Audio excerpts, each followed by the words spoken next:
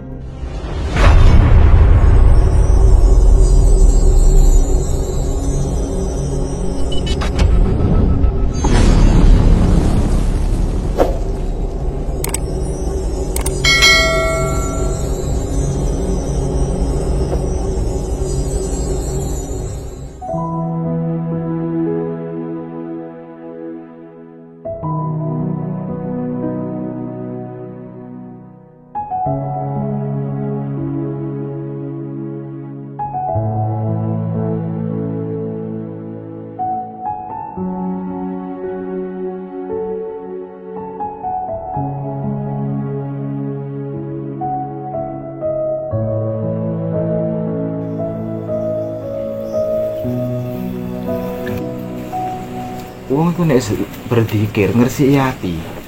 Nah, orang kalau sudah berzikir tujuannya membersihkan hati. Kalau hati sudah bersih, maka terpancarlah nur kolbun, cahaya dalam hati. Nek cahaya dalam hati terpancar, maka kita menemukan yang namanya akal sehat dan hati nurani. Kalau sudah menemukan akal sehat dan hati nurani, maka manusia itu menemukan iman yang ditauhidkan. Kalau sudah menemukan iman yang ditauhidkan, maka manusia itu akan diberikan sebuah apa? Bahasa stempel anugerah ke Gusti Allah. Apa itu? Stempel anugerah yang namanya jiwa mutmainnah. Kalau sudah di jiwa mutmainnah, berarti manusia itu sudah awal mukmin. Awal mukmin itu ora gampang, butuh proses pembersihan hati yang sungguh-sungguh. Ini yang saya katakan syiar kepada diri kita sendiri-sendiri. Iki yang paling penting.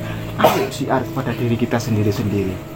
Perjuangkanlah dirimu dari sebuah noda kesalahan, membersihkan akal dan hati kita. Nek wis kita itu awal mukmin, awal diakuinya menjadi hamba Allah, itu beja-bejane menungso mas. Mereka menjadi orang selamat di hadapan Allah, selamat di dunia sampai akhirat. Kalau sudah di situ mas, sampai kerja becak monggo, jadi gojek monggo, jadi petani monggo, jadi pedagang monggo, jadi nelayan monggo, jadi seorang pejabat monggo, seorang ahli pakar ekonomi, politik, apapun monggo. Tapi jiwamu adalah jiwa yang dituntun oleh Allah. Jadi wong sing parek Gusti Allah iku kok harus jadi kiai? Tidak. Orang berdakwah itu tidak harus jadi gelari Habib, tidak harus gelari Gus, tidak harus gelari kiai. Walaupun kita bekerja dalam hal perekonomian, pertanian, apapun itu, dari pekerjaan tukang becak atau jual nasi goreng atau apapun, gak masalah. Mereka bisa berdakwah otomatis mas dakwai. Mergo pun awal mukmin, maka manusia itu bekerjalah sesuai dengan kemampuanmu. Dari pekerjaanmu itulah kamu otomatis bisa berdakwah dengan ilmu yang diberikan oleh Tuhan. Tapi ilmunya seleksi dari Allah, otomatis itu. Mengkundang ini gak kiai gak dakwah.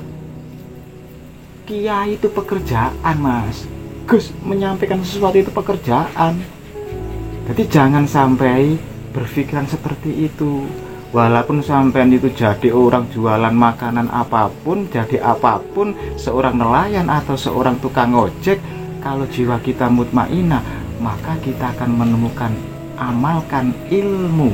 Ketika kita sudah membersihkan hati dan akal, maka amalkan ilmu, maka ilmumu akan diseleksi oleh Allah. Dakwah tidak harus dengan gelar kiai, gus, atau habib. Terus bunyi Mas, ngoten Mas. No.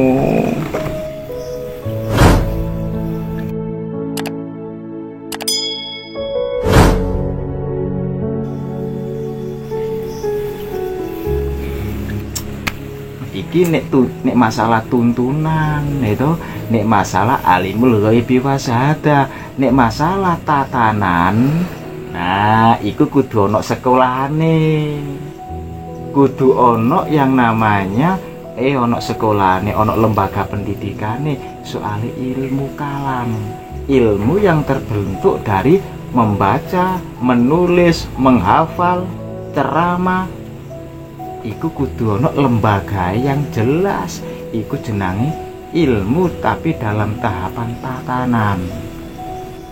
Yang saya sampaikan tadi urusan tuntunan alimul ghaibi wasahada tidak harus ada lembaganya. Pola itu syiar di dalam diri kita sendiri. Lah, seandainya nanti digabung, nek wis menungso iku menemukan jiwa mutmainah, maka kalau jadi ustadz guru, maka mereka akan kualitas jadi gurunya, kualitas jadi ustadznya, kualitas jadi mahkamah agungnya, jadi seorang presidennya, jadi DPR-nya. Maka tolok ukurnya adalah jiwa mutmainah. Jiwa mutmainah paling tidak jadi apapun, maka mereka akan dituntun oleh Allah. Walaupun jadi presiden, jadi jenderal, jadi apapun, mereka akan dituntun oleh Allah. Tapi kalau belum menemukan jiwa mutmainah, hati-hati, karena masih terbentuk dari pola pikir dan hati sanubari. Hati-hati, jebakan duniawiyah luar biasa dari harta, tahta, wanita, dan laki-laki. Assalamualaikum.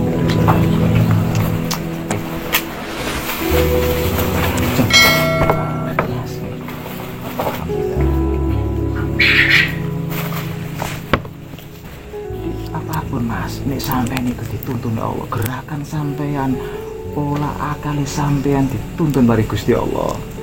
Jadi orang yang alimul ghaibi wasahada, yang menemukan jiwa mutmainah, kalau jadi apapun, masih nyekel padepokan, masih nyekel pondok pesantren, masih nyekel yayasan, maka akan dituntun oleh Allah cara berpikirnya dan hatinya. Tapi kalau belum menemukan jiwa mutmainah, menjadi apapun, mereka akan menjadikan bumerang di dalam lembaga mereka, di dalam pekerjaan mereka. Sikut-sikutan sak kancane, sikut-sikutan sak lembagae, sikut-sikutan podo-pondoke, sikut-sikutan bari pondok, bari lembaga, bari kancane. Karena mereka belum menemukan jiwa mutmainah, berarti mereka belum menemukan tuntunan hati dan akalnya dituntun oleh Allah. Maka iman tauhidnya belum nyambung. Mereka iman, tapi mereka belum menemukan jiwa tauhidnya.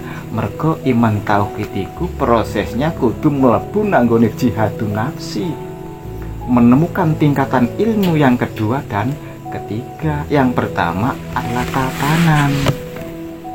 Yang pertama itu ilmu yang membentuk sebuah tatanan hidup, petunjuk hidup. Ojo sampai gur pinter dongeng, ceramah, nulis, maca lan menghafal saja. Tapi Anda harus membuktikan tanggung jawabmu terhadap ilmu itu.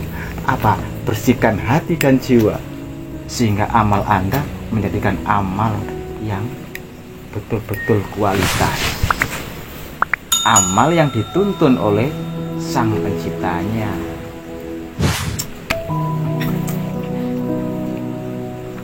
Pak Pur, sebentar Pak Pur. Pak Pur ming sameng sumayes, pokoknya. Udah diminum.